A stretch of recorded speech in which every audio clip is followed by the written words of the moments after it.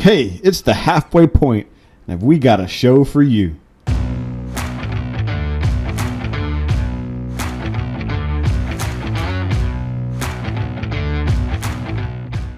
Welcome back. Thanks for stopping by Two Hands and a Foot. We won't tell you who's who.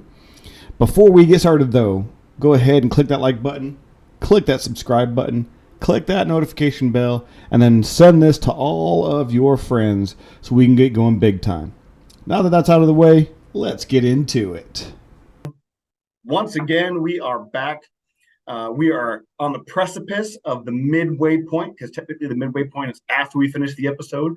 We're at the precipice of finishing the halfway point and get to the halfway point of this book review on Make Your Bed by Admiral McRaven. But before we get started, though, I sent you this earlier. I want everyone to get a look at this. So go ahead and take a look. Jordan, did you make your bed this morning? Yeah, actually, I was in a hotel room, so I didn't have to. But Did you? yeah, I did. So there. Ha Take that, critics.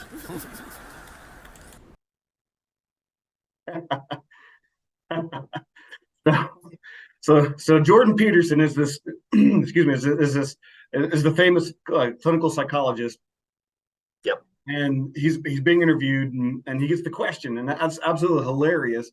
But he's talking about the importance of making your bed. So it's a simple task, but I think it goes along with what we're talking about as far as the overall theme for our book is Yes, the absolutely. attitude you need to have to be resilient. And so kind of leading into today's theme. So we are at chapter 5. The Yes. title of chapter 5, the theme for chapter 5 is, if you want to change the world, don't be afraid of the circus. So you could go all sorts, just by hearing that title, you can go all sorts of ways with that. But he brings up the story of, he goes out on this swim and gets back at the back of the pack. And the instructor gets onto him and says, officers don't lead from the back. And then he puts them on the list to go join the circus. And the circus for them was, after the training day is done, they do 2 whole extra hours of physical training. Right.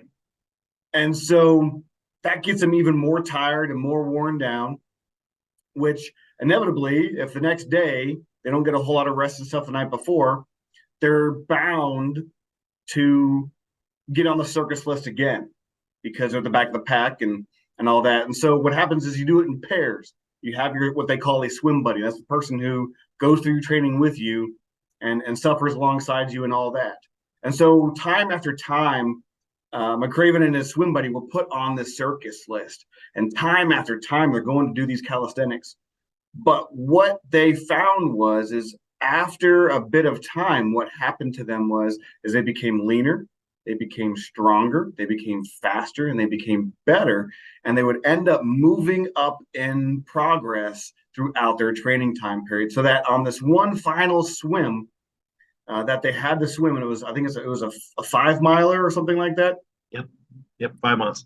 That they took off swimming, and after about an hour, you don't know where you are in the pack, because you're paying attention to swimming, but you definitely don't know, you can't see anything going on. And so you're swimming and swimming and swimming. And finally he gets back to the shore, and the instructors put him in the front in the rest position, which is the push-up position. And they told him, you've embarrassed your teammates again. But this time he beat him by a long shot, and they got him up. And so the point of that is that in order to get onto the circus, you had to fail at something. Right.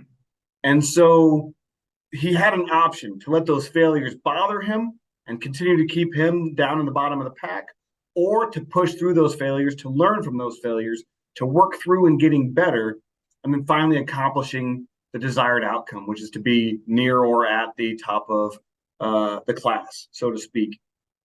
So I got a couple of things out of this.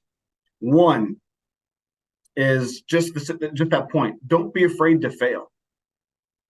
Oftentimes, it's our pride that is hurt when we fail Right. because we don't want to look bad in front of other people. I mean, by ourselves, okay, we have that moment where whatever, but especially when we're in front of other people, we don't want to look bad. But a just man, a righteous man, a good man falls 7 times and gets back up the eighth. The Mhm. the it's a movie, but in one of the Rocky movies, he says it's not about how hard you get hit and knocked down. It's about how hard you get knocked down and then get back up and keep fighting. Right. And so it's that mental attitude of getting over the fear of failing, the looks that you're going to get. And then the second thing I got out of that is what a lot of people don't understand, that there can be something good out of failing. You can learn. If you're willing to accept the failure, you're able to learn. So then with that learning, you're able to get better. Thomas Edison said, because he I don't know how many hundreds, if not thousands, of ways that he tried to create a light bulb. He said, well, he failed to make it so many times. He goes, no, I didn't fail all those times. I learned how not to make a light bulb. Right. And so, the father of modern inventions, one of them being the light bulb, as we know it, he found it, took that failure and never gave up. He always pressed to learn, to make more, to do better. And so I think that's something that, get over that fear of being made fun of or what have you. Find where you can learn, Mm-hmm. and then get better. If you want that goal, go out and get it. But he says in his speech, you're going to fail, and you're going to fail often, and you're probably going to fail more often than not, because we're not Yes. going to always get everything we want No. in life. And so I thought that was absolutely a really strong, solid point, that kind of going along with last episodes of life's not going to be fair to you, but Mm-hmm. now it's something that we can control, and things are going wrong. How about we learn from that? And Right. so that's one of my favorite things in the world to do, is learn. I love to learn, and I still hate failing. But understanding that where there's failure, there's an opportunity to learn and then to get better. So what do you think? Yeah, I think you definitely hit it right on the head there. It's all about what you do with a failure. I've heard a lot of people describe it as it's not a failure until you stop learning from it. Yeah, I like that. You might have missed the mark, but you didn't fail because you learned how to not hit the mark. So now you know what not to do. Yeah, there's definitely a lot to learn from failing. Actually, I've learned more from failing than I have from succeeding in my life and in my career. And I think a lot of that's because we just do what? Take cooking, for example. I mean, you cook, right? Yeah, absolutely. So, I mean, that's one of the, I mean, how do you find out recipes besides looking at them online? But you creating your own dish, you fail. Oh, absolutely. Yeah. If you go off recipe and do things, either it gets added to the recipe or you try to forget that it happened. Yeah. But or at least the people that were, had to suffer through eating it try to forget that it happened. You shouldn't, because that was your failure. Learn from it. But yeah, I've definitely believed that a big part of the reason we learn from failure better than we do from success anyway is our brains are hardwired to lock in the negative. It's a survival mechanism again. Things that hurt us are more important than things that make us happy when it comes to survival.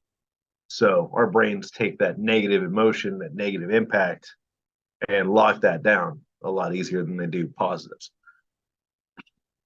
On the whole loving to learn, I think that's kind of how you and I probably first really started to get to know each other. I think we identified each other as lifelong learners immediately.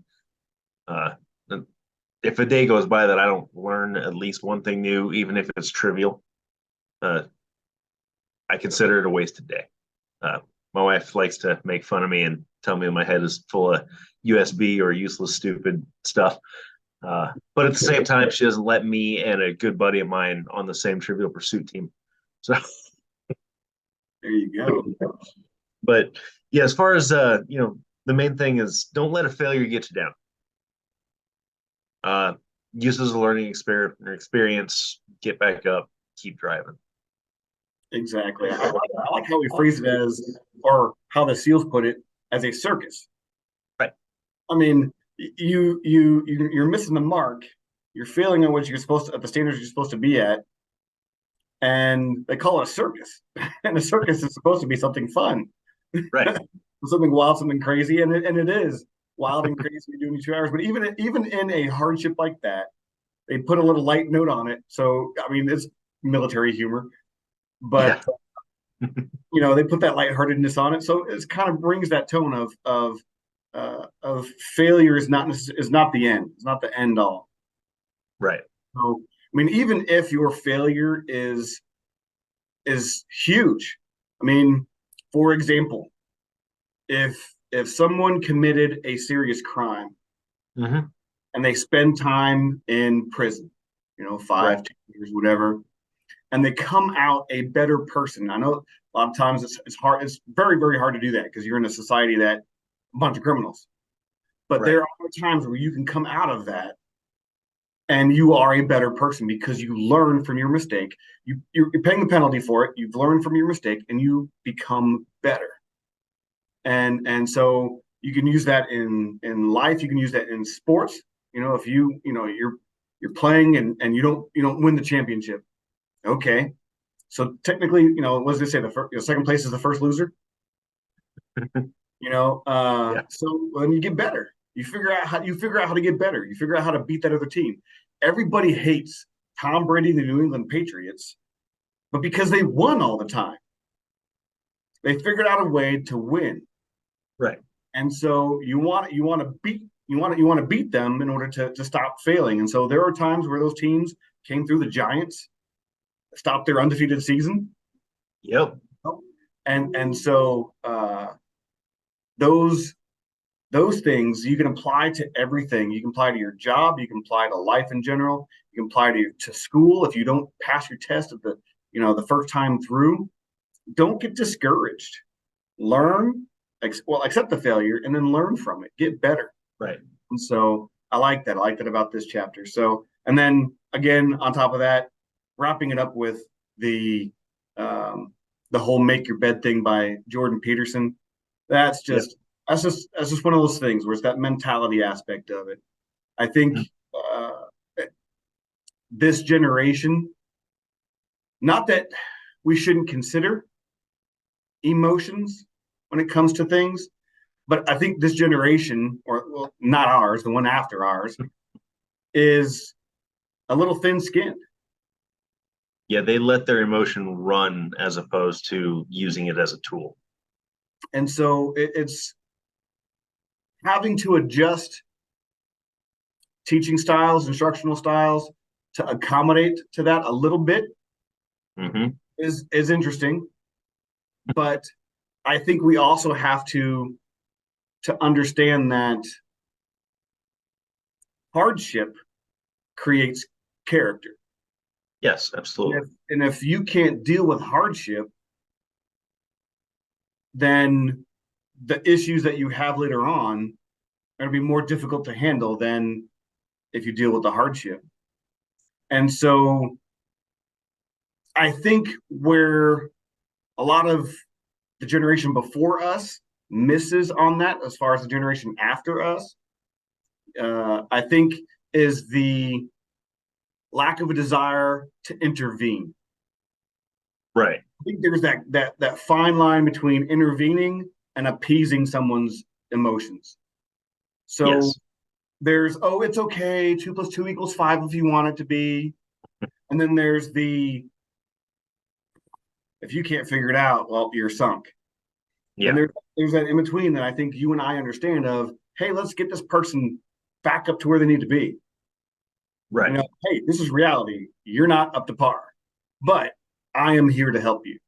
Let's get ourselves up to par. They say that that you're only strong as your weakest link.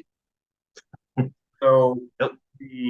if we can get to where we can understand that line and our responsibilities towards this generation behind us, and then their generation after that, because it's coming soon, and to be able to get that line there of being able to be available to assist, and so I think that is necessary. So that overall mindset of getting that back into society, and I think some people are waking up and figuring that out.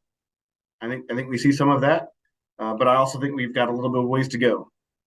So when life is difficult and it's hard, and you fail, don't be afraid of the circuses, right? That's right. All right. Anything else they're waiting for us? About the only other thing is Jordan Peterson also has a book, and first one there again, Make Your Bed. Yeah. So I've got a couple of his on the shelf, as a matter of fact. He's great. I like his books. So with that being said, everything that we've discussed, this video, the links to the book and the speech itself, also that Admiral McRaven spoke, is going to be in the description box. Other than that, that's all we got for you today. Everybody else, we'll just catch you on the flip side.